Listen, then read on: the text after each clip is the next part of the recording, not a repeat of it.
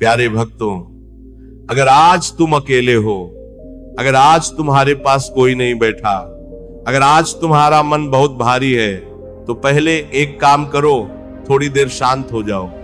बाहर की आवाजों को नहीं, अपने भीतर की आवाज को सुनो, क्योंकि जो समय चल रहा है वो हमेशा रहने वाला नहीं है। समय बदलता है और समय का स्वभाव है बदलना। बस शर्त एक ही है, हिम्मत मत हारना। तुम सोचते हो कि तुम्हारे साथ ही ऐसा क्यों हो रहा है, तुम सोचते हो कि भगवान सबको देख रहे हैं, फिर मेरी ही परीक्षा क्यों। लेकिन बेटा, जब लोहार लोहे को तपाता है तो लोहे को नहीं पता होता कि वो तलवार बनने वाला है। उसे तो सिर्फ आग दिखती है, हथौड़े की चोट दिखती है और जलन महसूस होती है। आज जो अकेलापन तुम्हें खा रहा है, वही अकेलापन कल तुम्हें मजबूत बनाएगा। आज जो आंसू तुम छुपा कर बहा रहे हो, वही आंसू कल तुम्हारी आंखों में चमक बनकर दिखेंगे। लेकिन उसके लिए एक बात जरूरी है, टूटना मत। देखो, जीवन में हर कोई मुस्कुराता हुआ दिखाई देता है, लेकिन हर मुस्कान के पीछे कोई न कोई युद्ध लड़ा गया होता है। जो आज शांत बैठा है, उसने भी कभी बहुत शोर झेला है। जो आज स्थिर है, वो भी कभी बहुत डगमगाया है।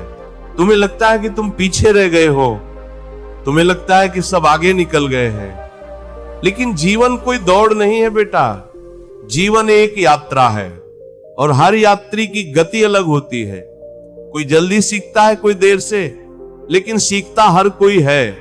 आज अगर तुम्हारा मन कह रहा है कि अब और नहीं सहा जाता, तो उसी क्षण समझ लेना कि तुम्हारी सहने की सीमा बढ़ चुकी है।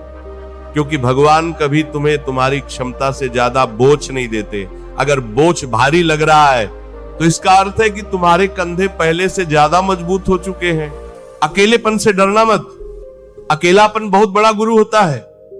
भीड़ में रहकर आदमी दूसरों की आवाज सुनता है, लेकिन अकेले में रहकर वो अपने भीतर की सच्चाई सुनता है। और जो अपने भीतर की सच्चाई सुन ले, उसे दुनिया की कोई आवाज भ्रमित नहीं कर सकती। तुम बार बार पीछे मुड़कर देख रहे हो, जो चला गया उसके बारे में सोच सोच कर अपने आज को खराब कर रहे हो। बेटा, जो जाना था वो चला गया। जो रुकने वाला होता है, वो बिना बोले भी रुक जाता है, और जो जाना चाहता है, उसे बांध कर भी नहीं रखा जा सकता। भगवान ने तुम्हारे जीवन से किसी को हटाया है, तो यह दंड नहीं है, यह तैयारी है। क्योंकि कुछ लोग तुम्हारे अगले पड़ाव तक साथ चलने योग्य नहीं होते। अगर वे रहते तो तुम्हें रोक लेते।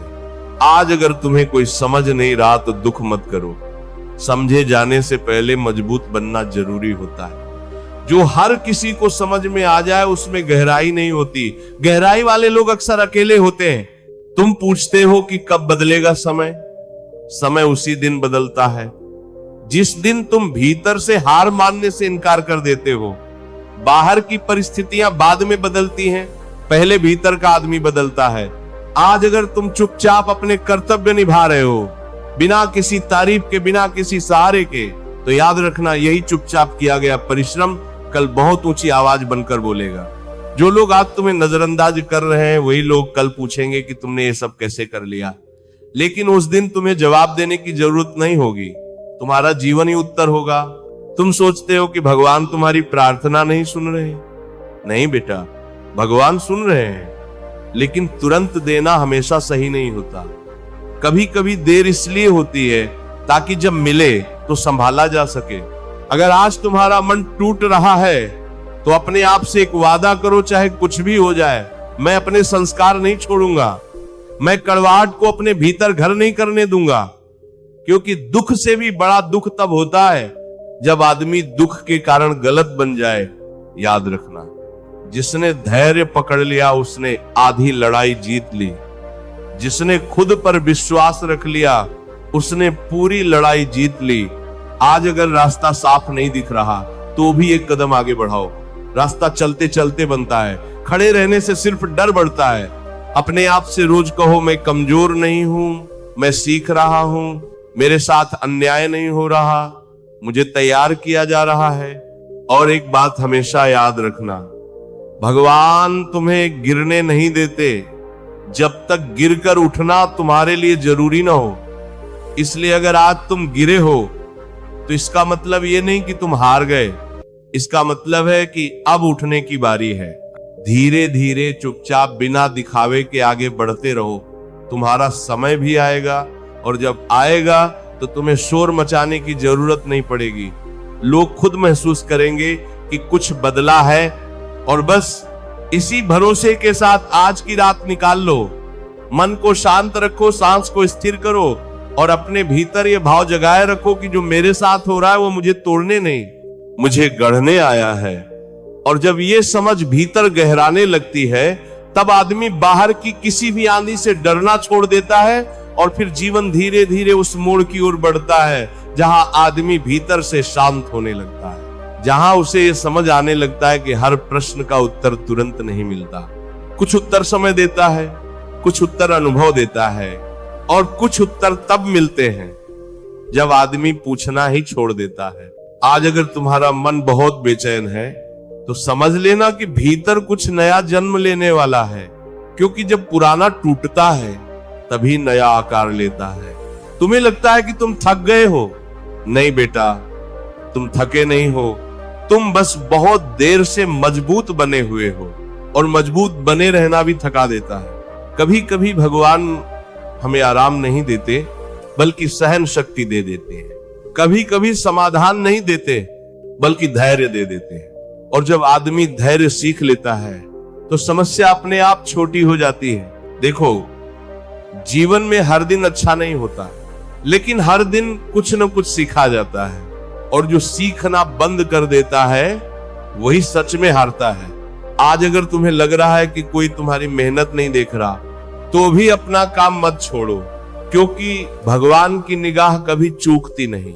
वह देर से देता है, लेकिन गलत नहीं देता। तुम अकेले हो तो इस अकेलेपन को अपना शत्रु मत बनाओ, इसे अपना मित्र बना लो। इससे पूछो कि मुझे क्या सिखाने आया है, तुम्हें उत्तर मिलेगा। अकेलेपन में आदमी खुद से मिलता है, और जो खुद से मिल गया उसे दुनिया में कुछ भी खोना नहीं पड़ता। आज अगर मन में डर है तो डर को दबाओ मत, उसे समझो। डर इस बात का संकेत है कि तुम कुछ बड़ा सोच रहे हो। छोटे लोग कभी बड़े डर नहीं पालते। तुम सोचते हो कि अगर मैं गिर गया तो क्या होगा। मैं कहता हूं गिरकर उठना सीख जाओ, क्योंकि जो गिरने से डरता है वो चलना भी भूल जाता है। भगवान ने तुम्हें यह जीवन सिर्फ सुख के लिए नहीं दिया, ये जीवन तुम्हें समझदार बनाने के लिए दिया है, और समझदारी अक्सर दुख की गोद में बैठकर आती है। अगर आज कोई तुम्हें छोड़ गया है तो इसका मतलब यह नहीं कि तुम अधूरे हो। कभी कभी लोग इसलिए चले जाते हैं क्योंकि उनका किरदार पूरा हो चुका होता है। अपने आप को दोष देना बंद करो। हर टूटन तुम्हारी गलती नहीं होती, कुछ टूटन इसलिए होती हैं ताकि तुम खुद को नए रूप में देख सको। आज बस इतना करो, अपने मन को ये भरोसा दो कि मैं अभी खत्म नहीं हुआ हूं, मैं अभी चल रहा हूं, मैं अभी सीख रहा हूं। और जब ये विश्वास भीतर बैठ जाता है तो आदमी धीरे धीरे फिर से खड़ा होने लगता है, बिना शोर के, बिना दिखावे के, बस भीतर की ताकत के सहारे। और यही वो समय होता है जब बाहर कुछ नहीं बदला होता, लेकिन भीतर सब कुछ बदलने लगता है, और यहीं से जीवन की दिशा बदलने लगती है। और अगर समझ नहीं आ रहा कि ये बात सच है या नहीं, तो जरा कृष्ण को याद कर लो। कृष्ण भगवान भी कभी राजमहल की शांति में नहीं पले, उनका जन्म जेल में हुआ। चारों ओर भय था, मृत्यु का साया था, लेकिन फिर भी कृष्ण रोए नहीं, क्योंकि जो विशेष होता है उसका प्रारंभ साधारण नहीं होता। कंस को पता था कि कृष्ण खतरा बनेंगे, इसलिए उसने उन्हें खत्म करना चाहा। लेकिन ध्यान रखना, जो तुम्हें खत्म करना चाहता है वह खुद इस बात का प्रमाण होता है कि तुम्हारे भीतर कुछ असाधारण है। कृष्ण को जंगल में भेजा गया, गायें चराने का काम मिला, न कोई सिंहासन न कोई सम्मान, लेकिन वही कृष्ण आगे चलकर संपूर्ण संसार के मार्गदर्शक बने। इसलिए अगर आज तुम्हारा काम छोटा है तो अपने आप को छोटा मत समझो। कृष्ण ने भी शुरुआत वहीं से की थी। जहां लोग सिर्फ जिम्मेदारी देखते हैं, भविष्य नहीं। महाभारत के युद्ध में कृष्ण ने शस्त्र नहीं उठाया, फिर भी पूरी युद्ध भूमि उनकी दिशा में चल रही थी, क्योंकि असली शक्ति हाथ में हथियार होने से नहीं, मन में स्थिरता होने से आती है। आज अगर तुम्हें लग रहा है कि तुम कुछ कर नहीं पा रहे, तो ये मत भूलो, कभी कभी तुम्हारा शांत रहना ही सबसे बड़ा कर्म होता है। अर्जुन भी टूट गया था, युद्ध भूमि में खड़ा होकर उसके हाथ कांप रहे थे। वह भी कह रहा था मैं नहीं कर सकता। और उस समय कृष्ण ने अर्जुन को ताकत नहीं दी, उन्होंने उसे समझ दी, क्योंकि जब समझ आ जाती है तो ताकत अपने आप आ जाती है। कृष्ण ने अर्जुन से यह नहीं कहा कि डर मत, उन्होंने कहा अपने कर्तव्य से भाग मत। इसीलिए आज अगर डर है तो डर के बावजूद अपने कर्तव्य पर टिके रहो। डर रास्ता नहीं रोकता, रुक जाना रास्ता रोकता है। कृष्ण के जीवन को देखो, उन्होंने कभी किसी को अपने पास रहने के लिए मजबूर नहीं किया। जो आया स्वेच्छा से आया, जो गया उसे रोका नहीं। इसलिए अगर कोई तुम्हें छोड़ गया है तो उसे जाने दो। कृष्ण ने भी दुर्योधन को रोका नहीं, उन्होंने बस अपना मार्ग चुना।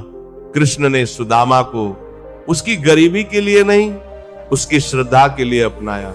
इसीलिए अपने हालात से नहीं, अपने भाव से खुद को मापो। अगर आज तुम्हारे पास साधन नहीं है तो निराश मत हो।